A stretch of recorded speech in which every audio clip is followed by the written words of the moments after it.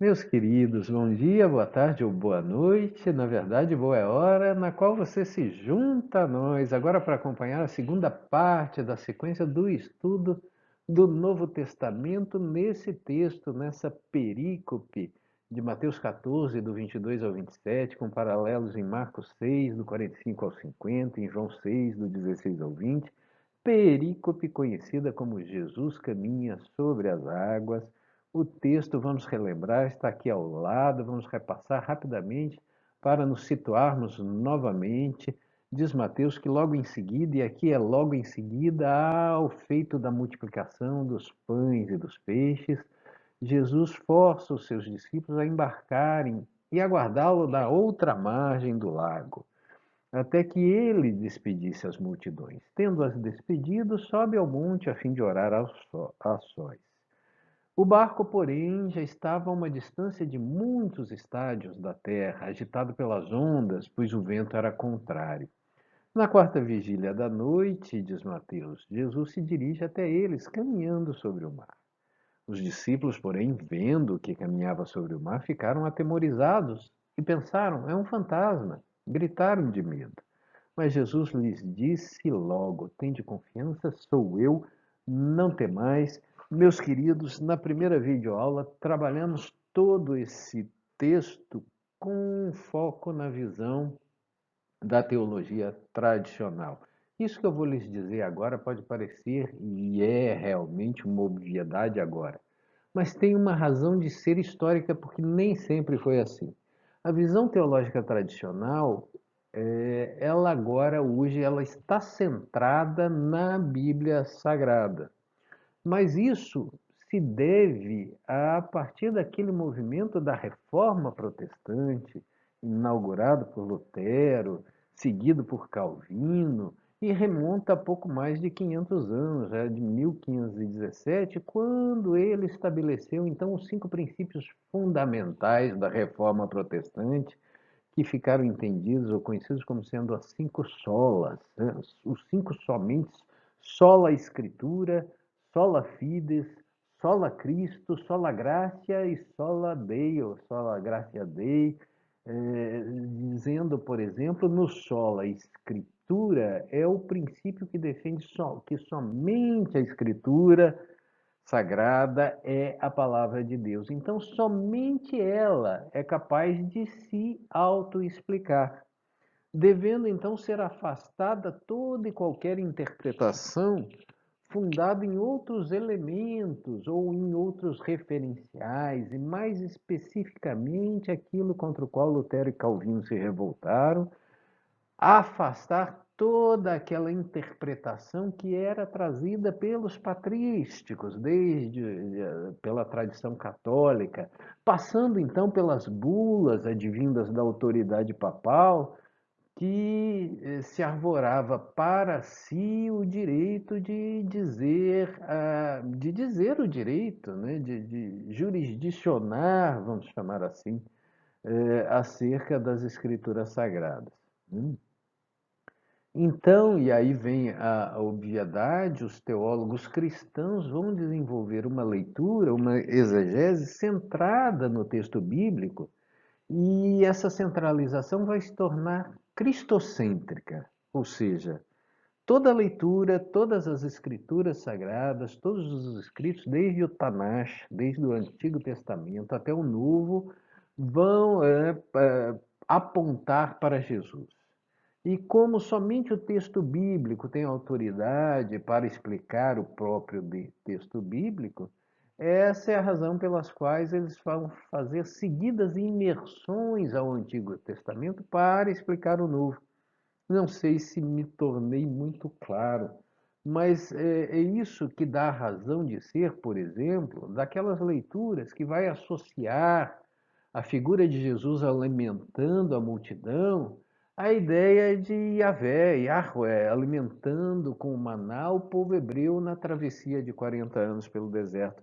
É esse princípio que vai buscar, naquele momento em que Moisés abre o Mar Vermelho, vai trazer presente para o fato de Jesus caminhar sobre as águas, quer dizer, dizendo que Havia um domínio de Deus sobre toda a criação.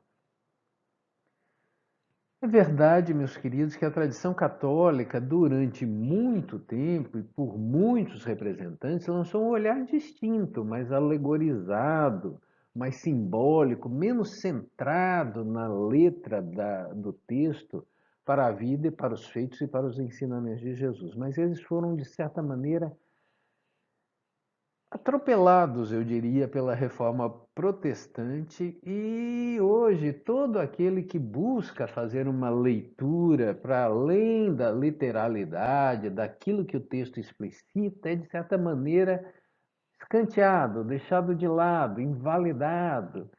Em linguagem atual, é cancelado. Por quê? Porque não está na Bíblia. E o que não está na Bíblia não é a palavra de Deus. Meus anjinhos, a doutrina espírita virá então resgatar uma certa liberdade de interpretação, lançando novos olhares e trazendo uma nova exegese, agora também sobre novos fundamentos, fundamentos que ela lança como seus princípios básicos, que não por coincidência são também cinco: a existência de Deus, a preexistência, a sobrevivência da alma, a pluralidade das existências, a pluralidade dos mundos habitados e a intercomunicabilidade dos espíritos. São os nossos princípios básicos. E dentro deles, realmente é a ideia da reencarnação que vai ampliar os olhares e permitir e desafiar o leitor do texto bíblico a uma leitura, eu não diria mais aprofundada, mas com certeza mais processual, mais progressiva, mais alargada no tempo e no espaço. E é isso que vai determinar um novo sentido ou restabelecer o real sentido das coisas. De certa maneira, pela chave da reencarnação, que nós vamos referendar a esperada parúzia dos cristãos, né? Para dizer que sim, essa geração, esta mesma geração de espíritos que faz sua trajetória evolutiva em direção ao Pai, nesse mundo escola que nós chamamos de planeta Terra, essa geração não passará até que tudo se cumpra, como diz Jesus na parábola da figueira, que marca talvez o final do sermão profético em Mateus 24:34. Ah, mas não está na Bíblia, dirão eles. Será que não está, meus queridos? Há várias referências no texto bíblico, mais ou menos explícitos, diretamente aludindo à ideia da reencarnação. Basta você abrir suas mentes e seus olhos para olhar com olhos de ver. Então, na nossa videoaula atual, nós vamos fazer agora uma segunda e uma terceira leituras possíveis para o texto de Mateus 14. Agora, uma leitura mais alegorizada e fundada a leitura espírita nessa chave, capaz de fazer com que tudo faça sentido, que é a ideia da reencarnação. Porém, antes de fazermos o a exegese espírita, que é apenas um olhar possível diante de várias leituras possíveis, nós vamos fazer uma pequena transição em homenagem ao sagrado e ao simbólico. E vamos fazer isso a partir desse extraordinário livrinho que vocês estão vendo aí do lado, homenageando uma autora, Ellenhorn Jung, que vai fazer um contraponto ao literalismo do texto, como é o princípio da sola escritura, da reforma exegética, que vai resgatar a interpretação da escola de Antioquia, que é aquela que se opôs à escola de Alexandria, das quais eu já falei para vocês. Mas esse texto de Ellen Horn Jung, ele é uma espécie de transição, porque a leitura dela é a leitura de alguém muito afeto aos símbolos e ao sagrado. né? Ellen Horne Jung é nada menos do que filha de Carl Gustav, né? E ela herda do pai o gosto pelo sagrado e pelo simbólico, no seu maravilhoso livro Pedro, Apóstolo Desconhecido, no qual nos convida a buscar um sentido para além do manifesto, para além daquilo que está explicitado, em busca daquilo que estaria latente, daquilo que estaria por detrás do texto. Como a teoria do inconsciente de Freud, ou do inconsciente coletivo e do homem e dos seus símbolos de Jung e seu pai. Então, também chama a atenção dela o fato de Jesus ter apartado os seus discípulos. Por que razão ele fez isso? Ela se questiona. Por que não despediram a multidão em conjunto e depois seguiram a jornada? E ela vai na mesma linha dos teólogos, porém às avessas, no sentido inverso, porque, se vocês se lembrarem, havia a ideia de que aquele movimento de Jesus foi no sentido de aplacar o furor messiânico da multidão que se aproximava para coroá-lo. Ellen Horne Jung aventa que isso também poderia ser um movimento de aplacar o furor messiânico no espírito dos seus próprios seguidores. Ela aventa que esse mesmo sentimento poderia tomar posse daquele seu conjunto de discípulos. Diz ela que o inexplicável sucesso da multiplicação dos pães poderia levar os discípulos a agirem em tentação e concentrar seus poderes em fazer pão de pedras. Olha que interessante esse olhar que ela lança. E é verdade, eu diria que nem tanto transformar em pães as pedras, que é uma referência muito clara que ela faz, subliminar, ao relato da tentação de Cristo no deserto, mas, sobretudo, a multiplicação dos peixes para aqueles discípulos que viviam da pesca era como se fosse ganhar na loteria nos dias atuais. E eu, aliás, fico me perguntando se Jesus fosse presente na nossa casa, encarnado e nós compondo aquele quadro de discípulos, se certamente não ficaríamos tentados em pedir ao Mestre que nos fornecesse aqueles 6 numerinhos básicos, né, desejados, da Mega Sena acumulada, já que o mestre sabia ver o futuro, o que custava. Né? Por outro lado, emergindo numa leitura analítica da alma humana, ela vai dizer que o mar revolto da travessia, da parábola dos milagres de Jesus, o mar revolto corresponderia ao estado de espírito turbulento dos passageiros. A semi-escuridão simbolizaria a sua consciência limitada. E ela vai dizer que suas silhuetas são muito difíceis de serem reconhecidas. Então, na leitura dela, numa ótica bastante aprofundada, ela vai dizer que Jesus envia os discípulos para o barco a fim de encontrarem nele algum abrigo, abrigo necessário àqueles inexplicáveis acontecimentos. E ela conclui com uma associação de ideias magistral quando diz que nós também dizemos que estamos boiando quando nos referimos a uma situação de insegurança e de perplexidade. É verdade. Os discípulos estavam boiando, entre aspas, diante daqueles acontecimentos.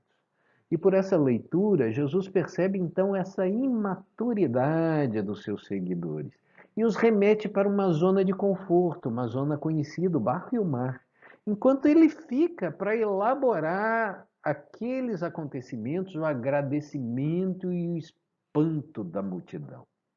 A atitude seria então uma atitude de proteção diante da incompreensão que ele detecta bem no seio do seu discipulado. E, meus queridos, a gente vai perceber quando se afeiçoa a leitura do texto bíblico, não a partir de versículos isolados, mas a partir da obra mesmo, da peça literária, nós vamos perceber que emerge um esforço de todo dos 4 evangelhos, no sentido de uma elaboração da compreensão para chegar a um entendimento por parte daquelas pessoas em relação àquilo que eles estavam vivendo naquele momento. Essa incompreensão, né, ou essa parcial compreensão foi sendo afirmada e elaborada com o tempo, e em níveis cada vez maiores de consciência. Mas podemos afirmar que, com certeza, foi somente na ressurreição que as coisas vão começar a esclarecer ou se tornar claras para eles.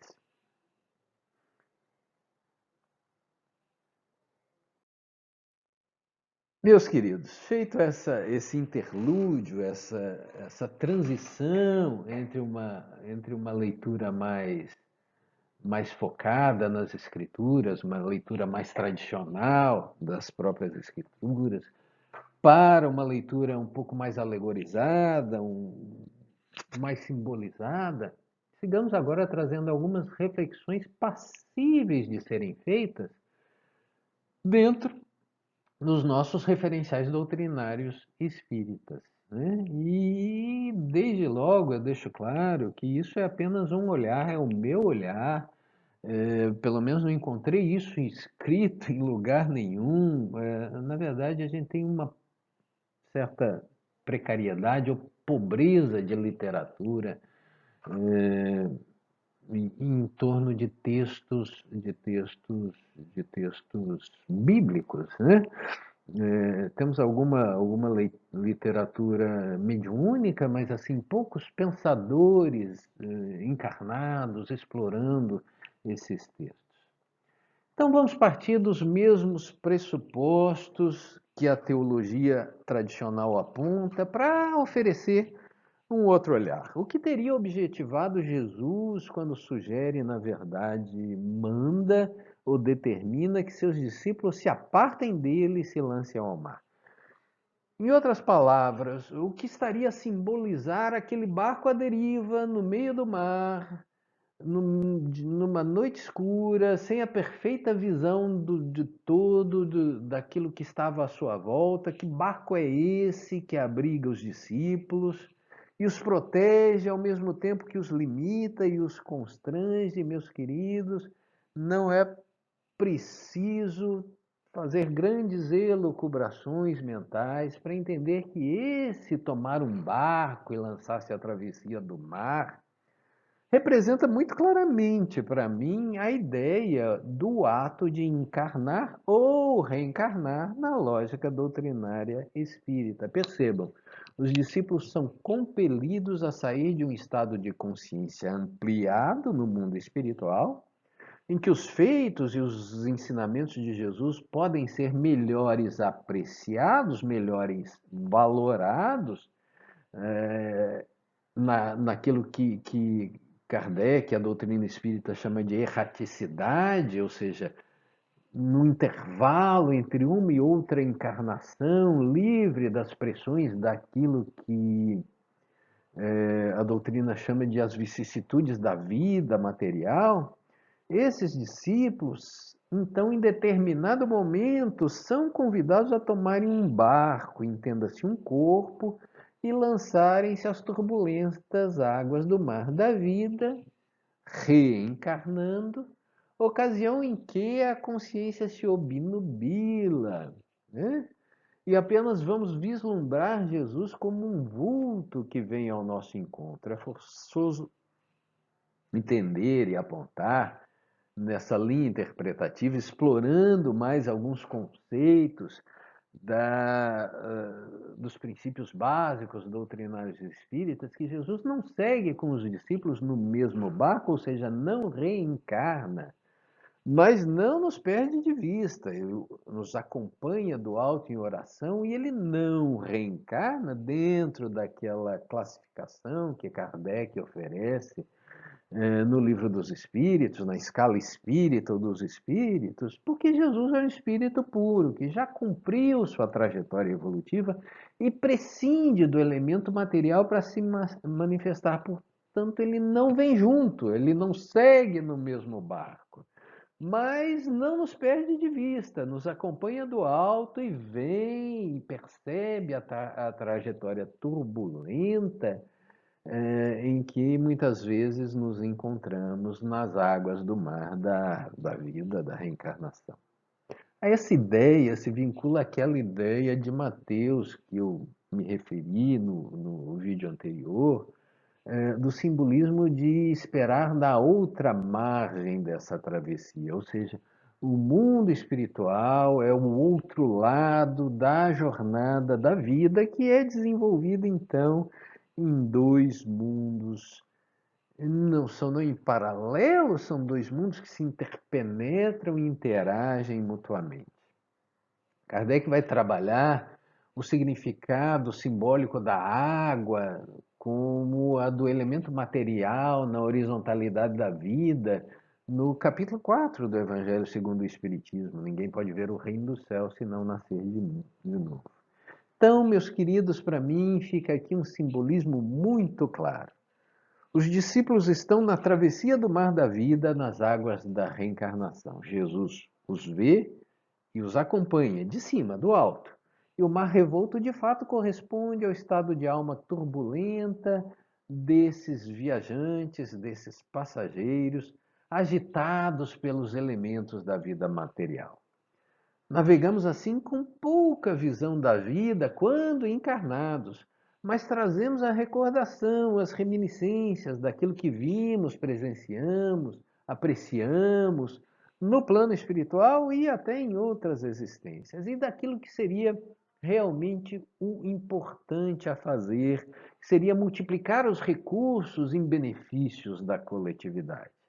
No entanto, aquilo que era claro e preciso no mundo espiritual, no planejamento reencarnatório, quando encarnados, quando submetidos às vicissitudes da existência terrena, muitas vezes jazem esquecidos e são trocados muito facilmente as prioridades materiais, as prioridades espirituais pelas satisfações materiais imediatas.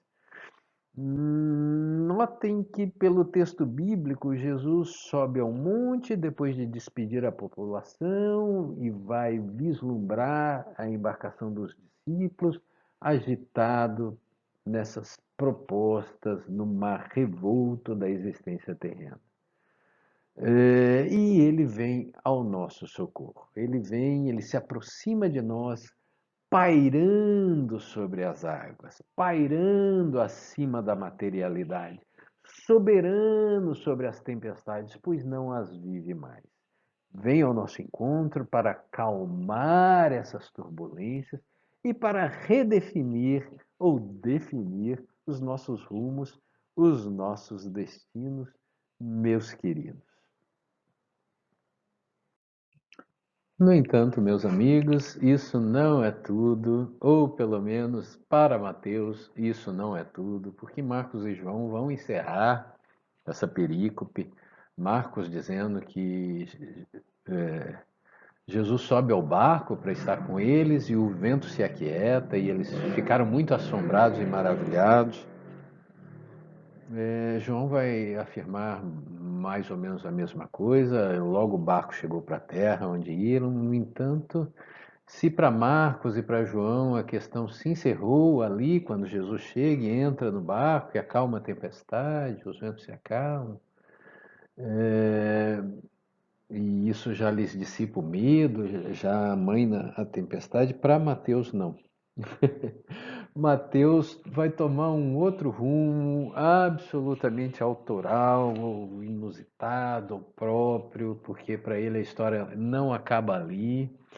E o detalhe que ele traz é tão impressionante que causa espanto, chega a causar espanto a omissão desse registro. Se não por Marcos, que não estava presente na embarcação, pelo menos por João, que certamente deveria estar nesse barco. E é esse texto que vai do 28 ao 32 do capítulo 14 de Mateus que nós vamos submeter agora a vocês, porque quando Jesus fala lá no versículo 27, não temais, sou eu, segundo Mateus, Pedro vai dizer: Senhor, se és tu, manda-me ir ter contigo por cima das águas. E Jesus diz: Vem.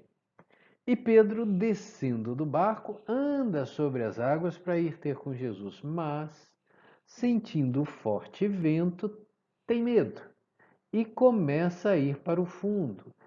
Ocasião em que clama, dizendo: Salva-me, Senhor. E logo Jesus estende a mão, segura-o e o restitui para dentro do barco, dizendo: Homem de pouca fé, por que duvidaste? E quando então subiram ao barco, acalmou-se o vento e os que estavam no barco reverenciaram, dizendo: Verdadeiramente és Filho de Deus. Meus queridos, percebam que texto extraordinário e que grandiosidade de reflexões ele pode nos propiciar. E Mateus, somente ele vai inserir esses 4 versículos. E o comentário bíblico de São Jerônimo, e aqui eu vou começar pela abordagem da teologia tradicional, para depois oferecer uma outra leitura para vocês. O comentário bíblico de São Jerônimo, que não foi escrito pelo santo, mas leva o nome dele, vai dizer que a conduta de Pedro absolutamente não faz qualquer sentido, a menos que se entenda, veja só, como exemplificativa de um amor impulsivo com uma fé enfraquecida pela dúvida. Nesse sentido, diz o texto de orientação católica, é possível parabolizar ou alegorizar uma igreja assediada que simbolizaria uma fé que é ousada a ponto de arriscar-se, mas ainda assim é vulnerável. Perceba que Carson vai dizer que a maneira como Pedro introduz o assunto, se és tu o Messias, mande que eu vá ter contigo, ele antecipa o pedido corajoso de ir ter com Jesus, mas ele prepara a conclusão final, que de fato és tu o Messias, o Filho de Deus, que é o tema recorrente de toda a obra de Mateus, é em torno do qual, o eixo em torno do qual todo o seu pensamento gira, todo o seu texto gira. E Carson vai dizer que não está claro quantos passos deu Pedro, quantos metros ele caminhou, mas de fato ele andou sobre a água por algum tempo ou por alguma distância juntamente com seu mestre, juntamente com Jesus. No entanto, a experiência malogra quando a sua percepção, que é aquele olhar interno que nós temos a respeito dos fatos, muda quando ele percebe o vento. E aí ele se questiona: será que Pedro perdeu a fé em si mesmo? Ou será que ele perdeu a fé no seu mestre?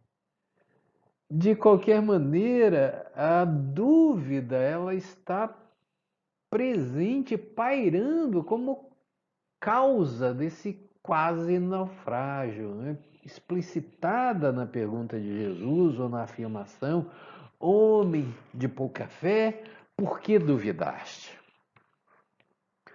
A referência, então, ao fato de que Jesus seria realmente o Filho de Deus vai trazer à baila aquela ideia que eu já compartilhei com vocês de uma compreensão parcial da pessoa de Jesus e da sua representatividade. Os textos dos evangelhos vão mostrar os discípulos girando em torno desse ponto, elaborando quem Jesus de fato era e confrontando com as suas próprias expectativas messiânicas, né? A cada vez chegando a um grau mais profundo de compreensão, mas que é permeado sempre com uma mescla de incompreensão, de dúvida. E Carter vai dizer que vai focar numa outra linha, num outro ponto, vai dizer que o fato de que as mãos de Jesus, que já foram instrumentos de cura, agora se torna objeto de salvação para o seu discípulo. Jesus toma Pedro pelas mãos e o reconduz ao barco, quando então, aí sim, o vento se acalma. A simples presença de Jesus é capaz de trazer a calmaria. Assim como antes, e aí vem aquelas remissões a que eles estão presos, assim como antes Deus fizera cessar o dilúvio lá em Gênesis 8, ou interromper a tempestade na travessia de Jonas, perceba que há sempre essas buscas do texto da Escritura para explicar o texto da própria Escritura. Visto, pois, os teólogos, meus queridos, voltemos os nossos olhos para a leitura de Ellen Jung, a quem a aventura de Pedro não passa despercebida, pelo contrário. Todo o seu livro é sobre Pedro, o apóstolo desconhecido. E Ellen Jung vai se levantar em defesa do discípulo e vai se posicionar como sendo ele o maior e mais autêntico dos seguidores de Jesus, revivendo uma antiga discussão teológica que existia em torno de quem teria sido a maior figura do cristianismo depois do Cristo, se Paulo ou se Pedro.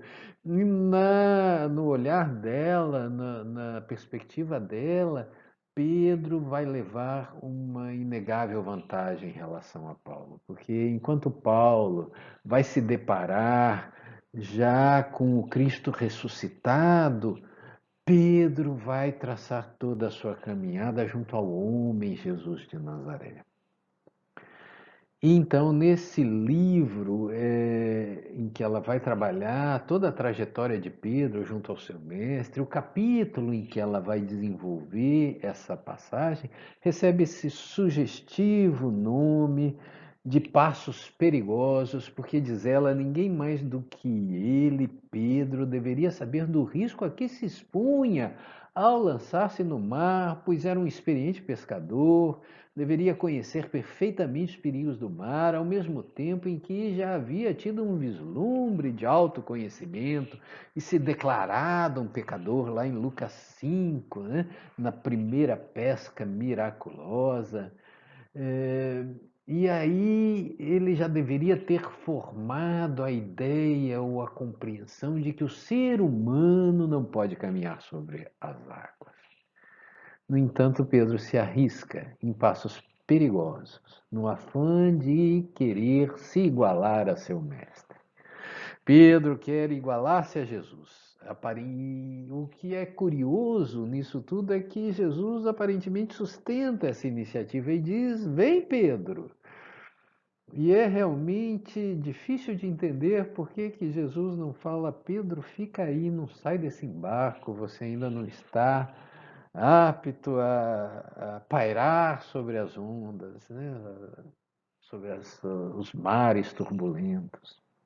No entanto, diz ela, foi essa iniciativa que leva Pedro a uma outra compreensão, não só de Jesus, mas sobretudo de si mesmo. Pedro entra em contato com a sua limitação humana, ele se conscientiza dela. E diz ela que se esse conhecimento traz alguma desilusão, deve trazer também, e com certeza traz muito aprendizado. E aí digo eu para vocês, meus queridos, que nós somos só. Somos só aquilo que somos. Às vezes pomos muita fé naquilo que pensamos que somos, mas somos só aquilo que somos. Achamos que somos insubstituíveis, imprescindíveis e necessários. Pobres otários. Pois não percebemos que aquilo que cremos que somos, não somos. Que dó! Somos só aquilo que somos. E só. No entanto, percebam, meus queridos, que se Jesus permite a experiência a Pedro, Jesus não permite a ele o afogamento. Ao primeiro clamor por socorro, Jesus o atende e restitui Pedro em segurança à embarcação.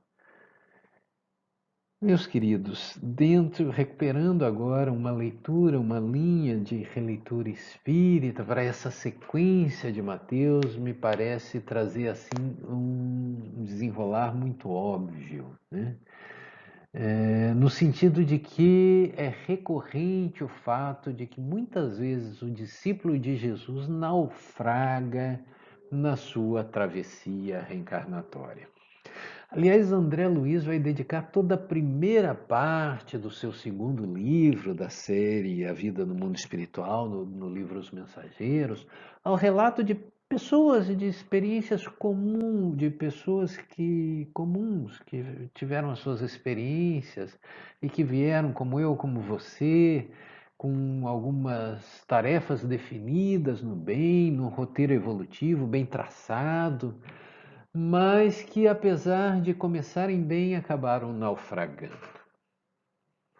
Naufragamos ante os apelos do mundo, naufragamos ante as exigências da carne, naufragamos ante as vicissitudes da vida. E os telejornais estão cheios de exemplos daqueles discípulos de Jesus que cederam ao poder, cederam ao dinheiro, cederam ao sexo. E curioso, meus queridos, muitas vezes apenas vamos dar conta desse nosso fragoroso naufrágio no mundo espiritual, naquele intervalo entre reencarnações, na erraticidade. É nesse momento que, tomados pela dor dessa consciência, pelo remorso do naufrágio, que é nesse momento que Jesus nos toma pela mão e nos reconduz a um novo barco, onde novamente vamos repetir a experiência com asserenamento de nossas emoções, que é trazida pela bênção do esquecimento do naufrágio anterior, que, no entanto, não se reveste em perda total de memória, porque nós vamos guardar as reminiscências daquilo que vivemos e trazer mais lúcida, cada vez mais lúcida da nossa mente, os caminhos que devemos trilhar, daqueles que devemos evitar. E passando então, meus queridos, ao final do capítulo 14 de Mateus, naquela perícope final em que os evangelistas vão dizer que o barco finalmente termina a sua travessia e aporta em Genezaré. Vamos ver o texto de Mateus, aí em cima ou aí ao lado, e tendo passado para o outro lado, diz Mateus, chegaram à terra de Genezaré. E quando os homens daquele lugar o conheceram, divulgaram por toda aquela região ao redor e trouxeram-lhe todos os que estavam enfermos e rogavam-lhe que ao menos eles pudessem tocar a sua orla, a orla da sua roupa, e todos que a tocavam ficavam sãos. Reparem, meus queridos, que nesse pequeno trechinho que marca o encerramento do capítulo 14 de Mateus, o evangelista vai retomar a temática das curas de todos os que estavam enfermos, temática essa que ele já começa a desenvolver lá no capítulo 8 e no capítulo 9, com a cura do paralítico, com a cura da sogra de Pedro. Essa temática volta à baila, né? E ele vai fazer essa menção no toque, na orla da roupa, reportando-se à hemorroíça que ele já havia narrado ali naquela sequência, né? A cura da mulher hemorrágica que teria ocorrido tempos atrás, naquelas mesmas paragens. E a verdade, meus queridos, a gente encerra dizendo que, de fato, Jesus curou os corpos de muitos doentes, sem dúvida nenhuma. E também restaurou a alma de alguns deles. No entanto, nessa segunda parte, essa parte da restauração da alma, depende mais do enfermo do que do próprio médico. É fato. Jesus restabeleceu a visão dos olhos para permitir que o corpo enxergasse, mas para que a alma visse também. Jesus libertou da prisão e do cárcere e das limitações do corpo aqueles que não podiam caminhar nem na terra, nem nos céus. Jesus seguramente limpou as lepras e as impurezas do corpo e do coração daqueles que por ele foram tocados.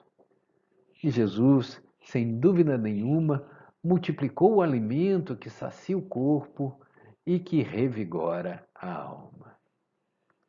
Jesus também acalmou e dominou as tempestades, tanto externas quanto as internas, daqueles que o aceitaram em sua embarcação, aqueles que o aceitaram na embarcação de suas vidas.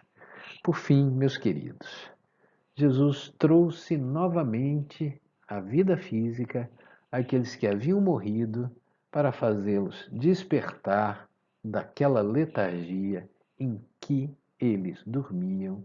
Jesus, com certeza, não tenho a menor sombra de dúvidas, fez tudo isso.